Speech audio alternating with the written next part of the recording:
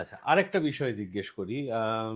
কয়েকদিন আগেই আমাদের উইমেনস ক্রিকেট টিম, আমার মনে আছে একজনের ফেসবুক পোস্ট, আমার একজন বন্ধুর, সে একটি মফস্বল থেকে পোস্ট করেছিল কোনো একটা পাড়ার ক্লাবে টিভি চলছে, দরজা জানলা সব খোলা, 10-12 জন লোক ক্লাবের বাইরে রাস্তায় দাঁড়িয়ে ইন্ডিয়ান উইমেন্স ক্রিকেট টিমের ম্যাচ দেখছে। সে পোস্টে লিখেছিল, ম্যাচের রেজাল্টের থেকেও this is a bigger victory, যে ভারতীয়রা আজকে উইমেন্স ক্রিকেট টিমের খেলা দেখছে। সেখানে মোহনবাগানের উইমেন্স ফুটবল টিম, যদি আমি বলি, সেটার কথা কি আপনারা ভাবনা চিন্তা করছেন? আপনি জানেন না হয়তো। প্রথম কথা আমি বলি যে এই যে সাকসেসটা ক্রিকেটের মহিলাদের, এটা আমি দেখবেন আজ থেকে 10 বছর পর ইট উইল বি তুলনীয় হবে 83 ওয়ার্ল্ড কাপ চ্যাম্পিয়নের মতো, মানে ওই টিমটার সঙ্গে।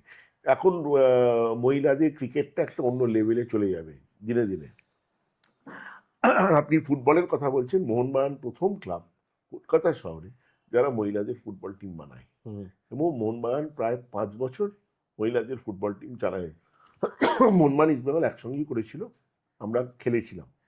আমাদের এই জয়েন্ট ভেঞ্চার হওয়ার পরে ওগুলো বন্ধ হয়ে যায়, এবং কিছুটা ইনফ্রাস্ট্রাকচারের অভাবে। কারণ কি, একটা মহিলাদের টিম চালাতে গেলে আপনাকে একদম প্রপার আলাদা ড্রেসিং রুম, আলাদা মাঠ, সব কিছু দিতে হবে। মহিলাদের সেই ইনফ্রাস্ট্রাকচার অভাবেই আমরা বন্ধ হয়ে গেছিল।